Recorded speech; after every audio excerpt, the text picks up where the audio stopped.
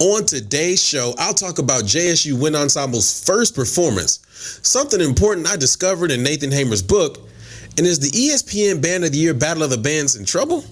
Plus, I'll be reading more of your comments from past episodes. All this and more coming up next on Luke's Band Report.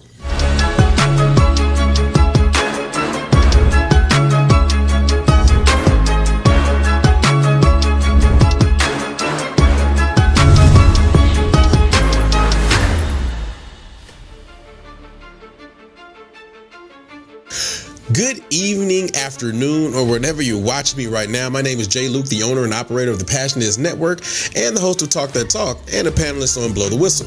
You can follow us on Instagram and TikTok at Real Talk That Talk or on Instagram at the Passionate Network. You can also pick up any of our merchandise at www.realtalkthattalk.com.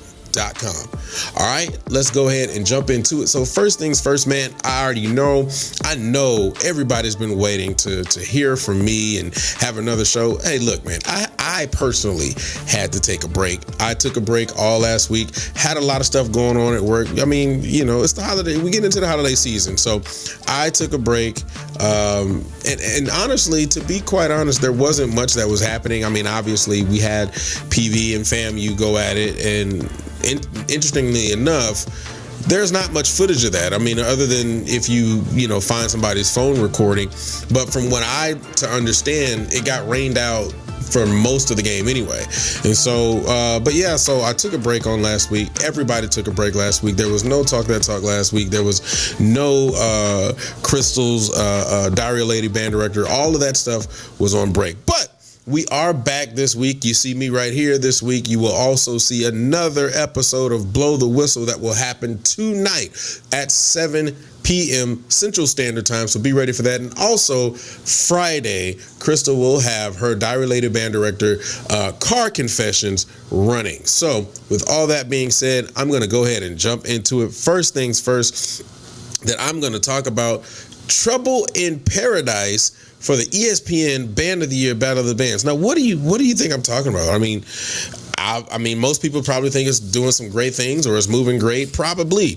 But the truth of the matter is, what we've seen or what they put out there, if you go to the ticket portion of trying to purchase a ticket, it seems like they have a premium going on. It's like buy 3 tickets and get 1 ticket 25% off. Now, in my years of doing, promotions and things like that, typically you want to try to get as many people in the building if you're going to do a premium. But if you do a premium, it's because 9 times out of 10, you're concerned about people being in the building. So this is just my speculation that it probably is not selling in the way that they thought that it was going to sell. So in order for them to be able to get the bodies in the seats, they offered a premium. Now, what does that mean? Like, what does that really mean for this event? I'm going to be quite honest. I really think it means that a lot of people aren't interested. And there could be multiple factors of why, people aren't as interested or would like to be interested. I mean, let's be real. Jackson State is going to continue to have their Jackson State fans. It is what it is. We're not going to argue that point. North Carolina A&T, I mean, their fan base is pretty cool. I'm not going to say that it's as big as a Jackson or a Southern or something to that degree, but I will say that their fan base is pretty cool. But if I'm not mistaken, isn't one of them getting prepared for the Rose Bowl? I think it's A&T. Somebody correct me in that. Correct me with that in the comment section. But with that being said, in that preparation, I don't know if people are going to be trying to prepare to travel to Atlanta and then turn around and try to travel to prepare to travel to California. I'm just saying. So that could be one of the factors, is just the fact that, you may have these people who you have these programs that are performing, but it may not just be a major draw.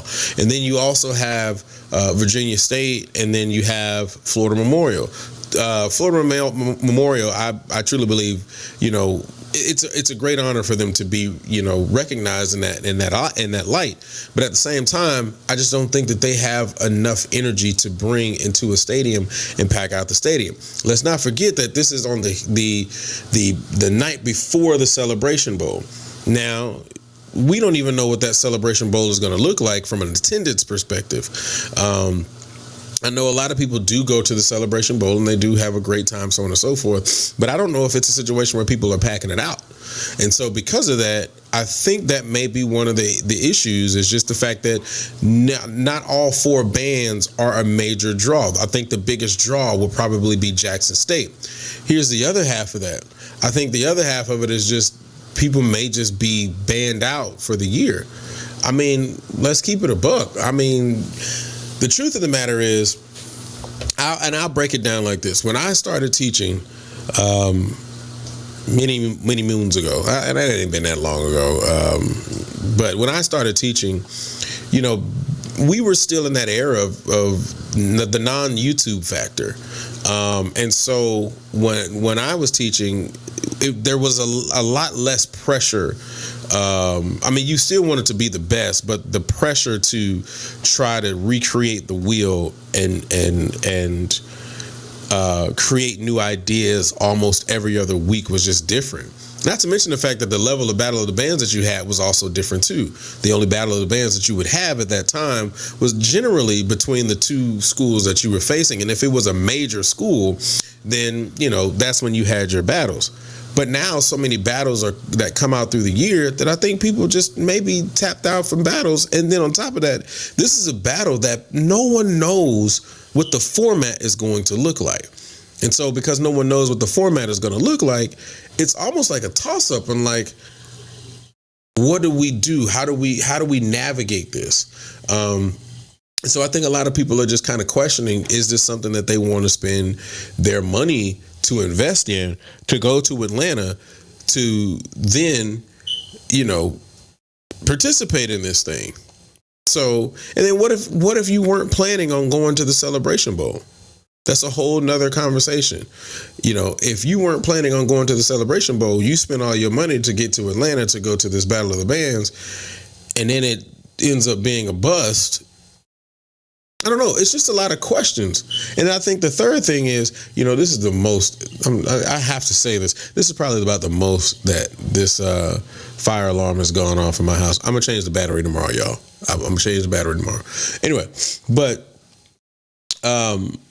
the other half of that is the fact that there is a level of information that just was not let out for this Battle of the Bands, as far as the adjudication process and so on and so forth. And I think a lot of people feel uneasy about that as well. Now, again, this is all speculation. We don't know if they are having problems with ticket sales, but I do know that when you do a premium, you do a premium because you're not seeing the results that you would like to see in participation. And so you offer something for more people to draw in and buy in. So we're just going to keep monitoring this. As of right now, we got a couple of days before the actual event happens. And again, there is not a lot of information out as far as what this looks like. And what the setup is going to be, so on and so forth. So we'll see how this goes, man. I'm really curious to see how this is going to happen and how this is going to play out. This is the first time that this has ever happened. And again, in my personal opinion, having the major draws is one of the things that's probably hurting more than helping. So that's what I got to say about that. Moving on, though, to the next topic. I finally finished Nathan Hamer's book. And I will tell you, I read it from top to bottom. And it's a really good book. A lot of good information in there. And the one thing that I'm actually going to say is, again, and I've said this before, it did the thing that I wanted it to do. There is the obvious juicy information in there. I'm not a fan of using the word tea. That's just, I don't know. That's just not a word that I like to use. But it's got a lot of information or things in there that you could find that would be controversial or whatever. But the thing that it did do is it did shine a light, again, on what directors deal with. And Nathan Hamer has gone on many interviews and so on and so forth. And again, I'm glad I was able to speak to him. and basically said, this is not a book just for band directors. This is a book for anybody who is in a leadership position or any kind of business, which I can absolutely respect. But one thing that I got out of this book that I think that we need to have a conversation about, we need to all come to the congregation and really, really talk about, is the fact that in HBCUs, specifically in band programs, the fact that there are so many things that are covered up, that happen, that, finances go this way and so on and so forth. The things that he talks about is the money that the jukebox made was not their money.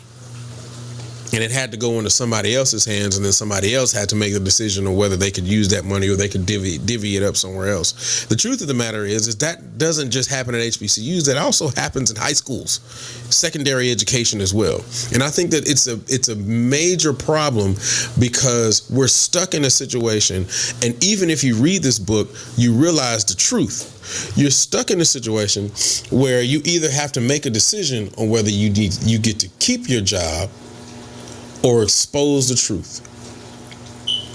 And that is the hardest part about all of this. And that is the biggest thing that I want to discuss.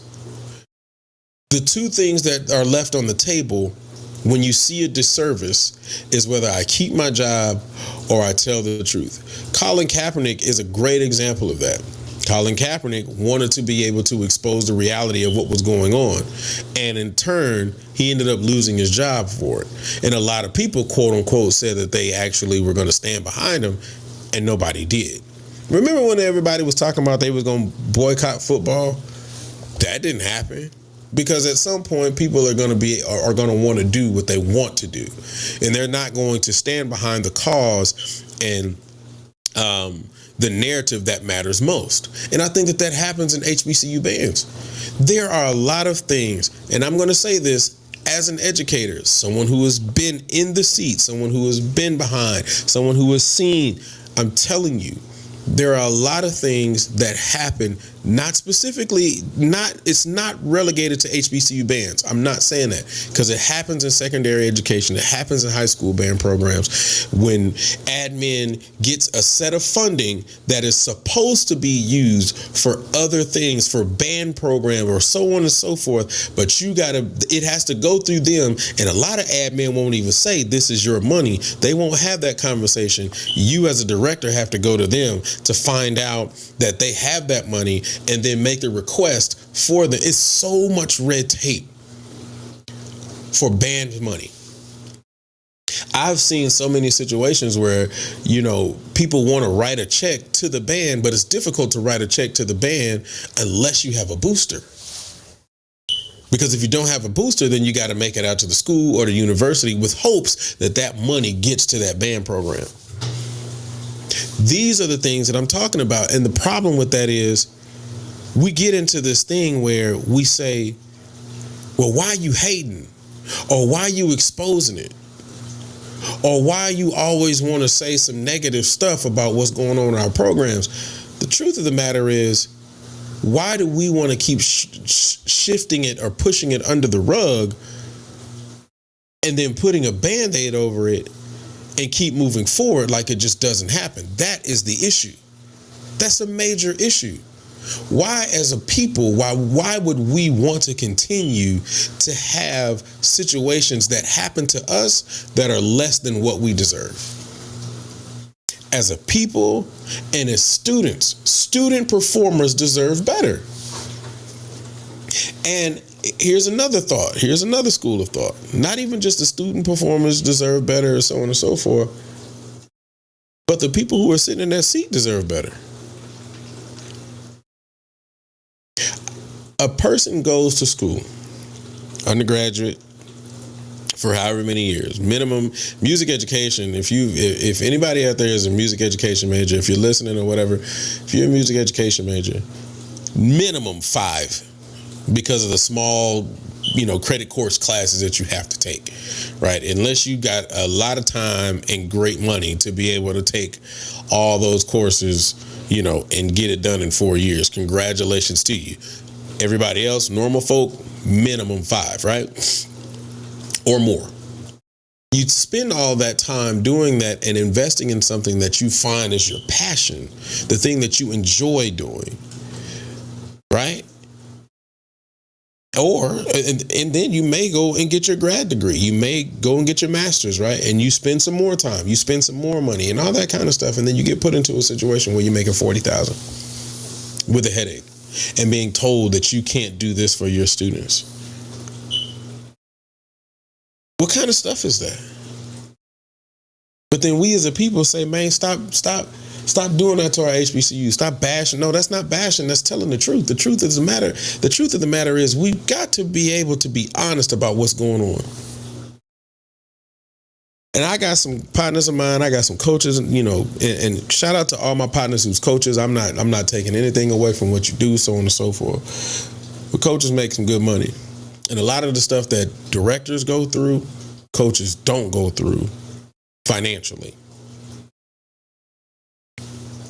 Because I'm not going to talk about all the other stuff that happens, dealing with students, dealing with parents, all that. That's not what I'm talking about. I'm talking about all of the red tape and things of that nature that coaches deal with, that band directors shouldn't deal with, that band directors end up dealing with. And it just ain't cool. It's just not cool. And so I think that we need to get to a point to where we stop talking about people hating and people bashing, and let's just call it what it is, the reality of the situation and the fact that it needs to be exposed. And there's nothing wrong with that. There's absolutely nothing wrong with that. I think that we got to do better. We say that we doing it for the culture, but the culture, for some reason, we always tend to think that the culture deserves less. And the culture deserves more. Tell me what you guys think inside of the comment section. Also, tell me what you guys think about the ESPN Band of the Year Battle of the Bands. Do you all think it's going to be great? Do you all think it's going to be something great? Are you planning on going? That would be interesting to know. Will it be live? We don't know. I think it's going to be on ESPNU and ESPN Plus, though. I think so. But yeah, you guys tell me those things inside the comment section as we move forward to the last topic, which is the Jackson State University Wind Ensemble. Kudos to the Jackson State University Wind Ensemble. They had their first performance and they posted it for the most part. I'm going to actually read the way I read it. So it says, ladies and gentlemen, last night was historic. This comes from Curtis Luckett Jr. This was posted on December 9th at 5:52 a.m. Ladies and gentlemen, last night was historic for all HBCUs in the state of Mississippi. The state that's always the joke and is never respected like we should be was celebrated for the first time since the creation of the Mississippi Bandmaster State Band Clinic in 1928. An HBCU ensemble was the featured band to perform, which is really dope. And indeed, the JSU Wind Ensemble did just that. The preparation, pre-performances, and such led to last night. The ones that paved the way before us are more than pleased. So I think this is really dope. I think there's this dope situation that has taken place. Kudos to the JSU Wind Ensemble. This is my thing, though. I think this is where we drop the ball. I think this is where we fail at. Because there's not enough exposure of this. And this is not to, bash anybody. This is not to shoot anybody. This is not to do any of that, because that's not my goal. My goal is to never bash. Right. And like I've said when I've gone live before, I choose my words carefully, but I do think that we fail at this. We fail at exposing the other things that we do. Shout out to JSU Bands and the Instagram. Shout out to JSU Bands and the YouTube. I don't see this performance on either one of those. Shout out to all my videographers and all that kind of stuff. I don't see this performance on either one of those.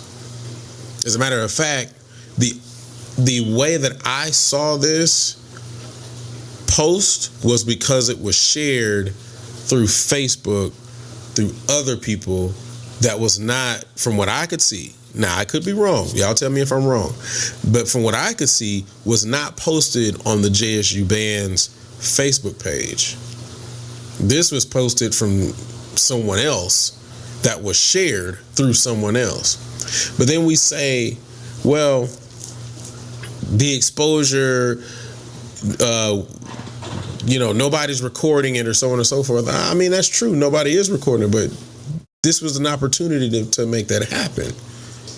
This was an opportunity to be able to see those things come to fruition and make those things happen. And I think that we dropped the ball and we fail in those categories. This is part of the culture. This is the culture. Even on the post at the bottom says hashtag for the culture. Hashtag for the culture.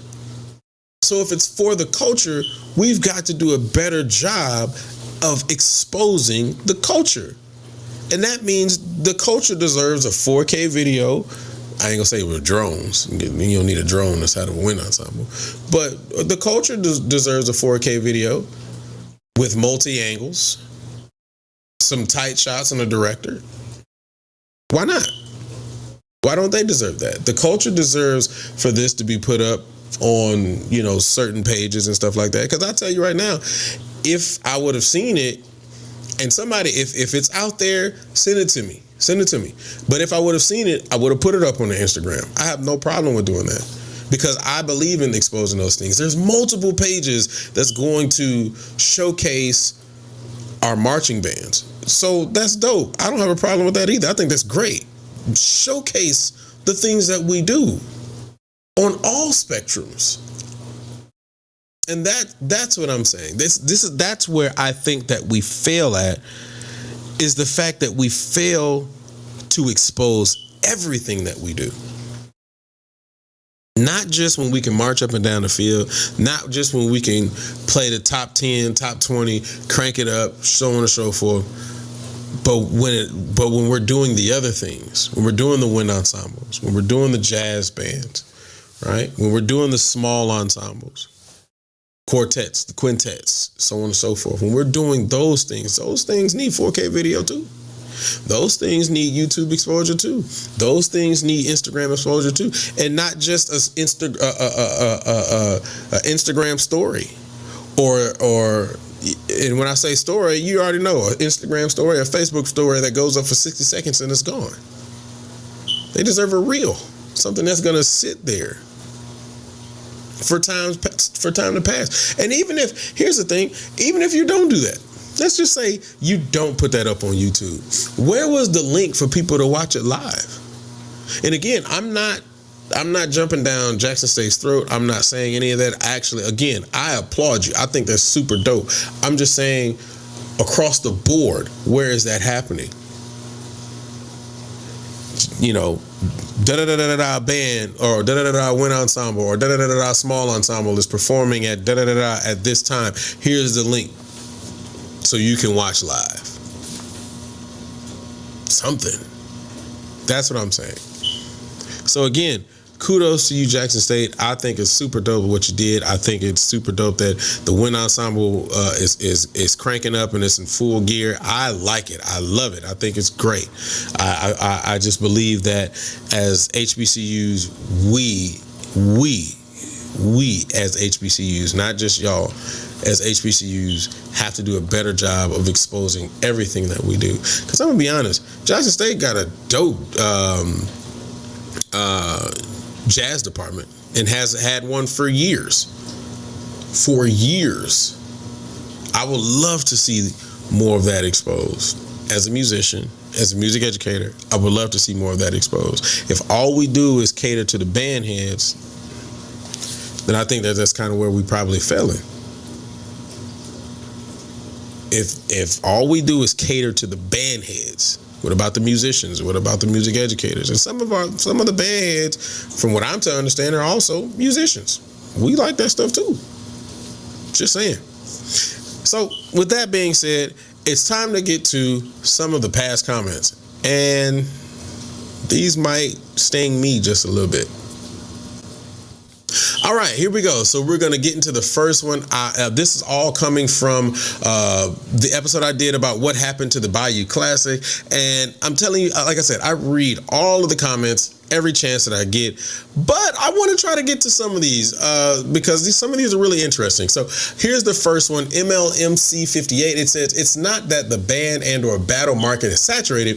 These rivals have been a part of HBCU culture for decades. The social media market that reacts to and records every performance from every angle is really what's more conceivably saturated. These organizations are designed for the purpose of being viewed on YouTube every day. Some people might only see a performance once per year and or season. The social media aspect oftentimes sets far too many unrealistic expectations, which often leads to unwarranted disappointment for those who primarily watch from afar.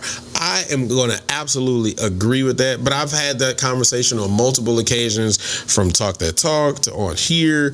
I think we talked about it briefly on Blow the Whistle. The market is absolutely saturated, and I think it is because of the fact that we have something like YouTube, we have social media, we have Instagram, where anybody can go live, can post, and we can get all of this content in at one time immediately, and then in our minds we expect more and more and more, every time we see them. And honestly, I think it is kind of oversaturated and almost unrealistic. So I'm gonna actually agree with you on that. Here we go. We got the next one, At Cinema, and At Cinema. I've read his comments on and off. But here we go. Let's try it. At Cinema, these content creators are maybe oversaturated. They seem to have lost appreciation for what these kids are doing. This message is very negative in nature and a huge drag on HBCU band culture. The expectations of these bands by content creators is extremely high, but the band they marched in or led years ago couldn't match up with these bands. The nitpicking has to stop with the sour notes, just put out a video. I'm assuming that he was talking specifically about me. This is, and if it is, hey, appreciate you. I appreciate your thoughts and appreciate your comments. But this is what I'm gonna say to that. Critics have been out for years. Critics have always existed. And everybody's going to have a different viewpoint from whatever lens that they're watching it from. That's no different than, and I'll use these two as an example, Siskel and Ebert. Siskel and Ebert didn't always agree on every film. If you go to watch Rotten Tomatoes, people go to movies based on what somebody else says on Facebook. So to assume that because it's not necessarily the thing that you want to hear or the opinion that you want to hear, then it should not be said, is almost crazy to me. Everybody's going to have their personal opinion, and that's super fine. I don't think there's a problem with people having an opinion. I think it's a problem when people take the opinion personal. Again, and I will always say this, your favorite band's favorite band is not everybody's favorite band. And if that be the case, don't take it personal because of the fact that your favorite band's favorite band is not someone else's favorite band. It just is what it is. And again, no one is above making mistakes. No one is above having a bad night. So I don't care if it's Southern, I don't care if it's Norfolk, I don't care if it's Howard, I don't care if it's Jackson. No one is above having a bad night. Heck, I'm going to just tell you right now, I watched the Rockets game tonight. I'm a Rockets fan. I love the Houston Rockets from the city. So obviously I'm going to rock with my team. Tonight's game was terrible. Obviously I'm talking about tonight, but you guys are watching this on Tuesday. But tonight's game was terrible. They actually pulled it off, but it was terrible. It is what it is. No one is above making mistakes or having a bad night. Now, I will say that I do agree with the expectation, and this goes back to what I was talking about with MLMC 58. The expectation of bands being more than what they are, that's definitely there. I definitely agree with that. I think that the market is oversaturated, and I've said that on multiple occasions. We expect a lot more from our programs because we see a lot of it on a consistent basis. So the truth of the matter is, I absolutely agree with you. But I also, in my purview, I just want to see something new and different. I think people misconstrue when I say that.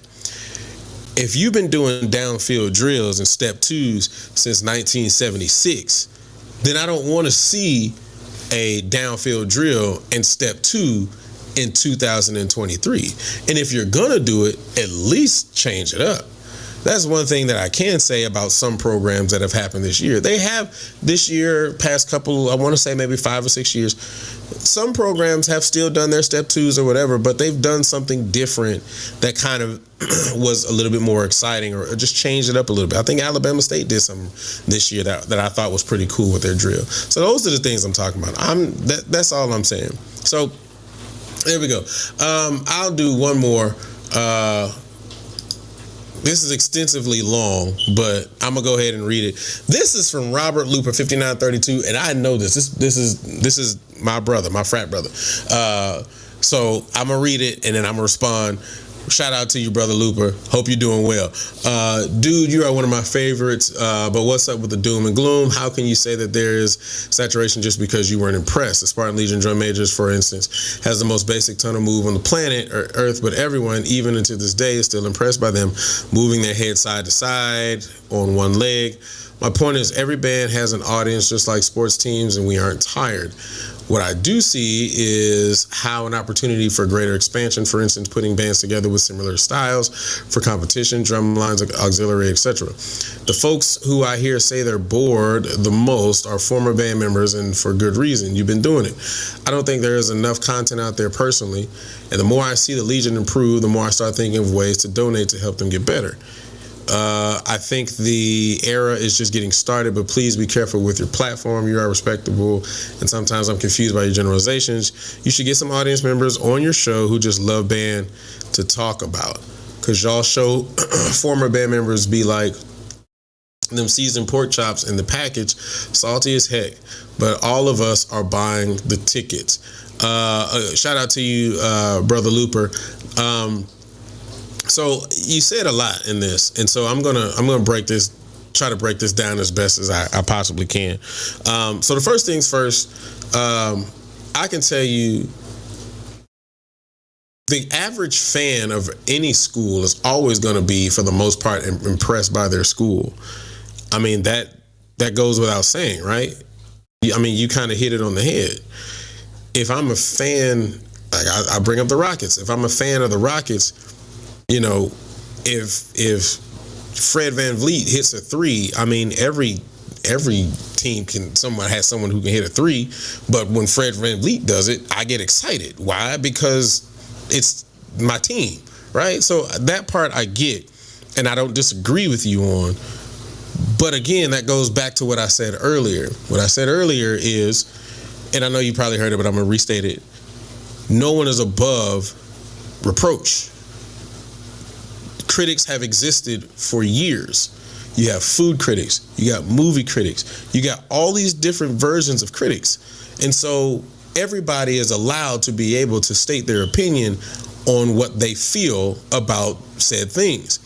Me being someone who marched in band years ago doesn't mean that I am tired of band in general.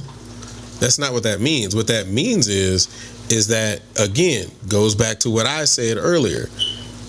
If I've seen something from 1976 and I see the same thing in 2023, then that means that there's been no evolution. Now, this also goes back to the bandhead conversation. An average person who's not in band enjoys certain things that the average band person doesn't. You know what I'm saying? So the truth of the matter is, if you put a band person and if you put a non-band person and a band person in the room, they're going to have a difference of opinion. But you know what? That's okay. That's not a bad thing. But if you disagree, you just disagree. But the one thing that I don't necessarily get or understand is the fact that because people, I'm not going to necessarily just put it on me, because people, when they don't disagree, it all of a sudden becomes the idea of bashing just because we're black, or just because this is a HBCU band art form, or however you want to spin it. No, it's not bashing. It's just an opinion. If I go to McDonald's and I don't like Big Macs, and I say, well, it's too much special sauce on here. It's not me bashing a Big Mac. I just didn't like the special sauce on the Big Mac. So I think that we take a lot of stuff way too personal. And I think that sometimes we've got to get out of that and just say, okay, that's that person's opinion. I respect that man's opinion or that woman's opinion and move on. Or here's the other thought. Come with a different perspective. There's nothing wrong with that either. I don't think there's a problem with that at all. I have a perspective. You may have a perspective, and I'm not talking to you specifically, Brother Lupa. I'm just talking about in general. But I have a perspective. You have a perspective. Everybody has a perspective. A lot of people, and I watch a lot of content. I watch a lot of band content and so on and so forth. That a lot of people, there are people who just don't see things the same way that I see it, and there are some people who do. And that's cool too. I look all through my comments. There are people who agree and there are people who don't agree. And that's cool. There's nothing wrong with that. So with that being said, I appreciate everybody for rocking with me. I appreciate you guys for sticking with me. Again, sorry I wasn't here this past week. I know you guys were waiting to see about what I had to say about FAMU and Prairie View, if you cared. But I'm gonna tell you right now, I didn't really get too much video, so it's difficult for me to determine that. If somebody has the video, send it to me and I'll talk about it. But other than that, man, also remember tonight, 7 p.m. Central Standard Time, blow the whistle. We are going to have our episode on the final 4 bands of the ESPN Band of the Year, so you don't want to miss that. Also, Diary of a Lady Band Director will be on her Car Confessions this Friday and this Wednesday. Tomorrow, as a matter of fact. This Wednesday will be the last episode of Talk That Talk for the year. And guess what we talking about? We talking about cranking versus, power versus loud. There we go. Volume versus power, and dancing versus bucking. So we're going to have that conversation. I am looking forward to that conversation, and I'm going to have fun. You know why? It's the last one before the year is out, man. So we just going to have fun. So I'm telling you right now, if you want to join me, if you want to join us, if you want to join the panel, you can stop on through 7:30 p.m. Central Standard Time on Wednesday, and we will have a great night. With that being said, man, I appreciate every single one of you for joining me. Go ahead and share this information out. Click like, subscribe, and turn on your notifications. I have nothing else. I will see you guys maybe next week. I don't know, but we'll see.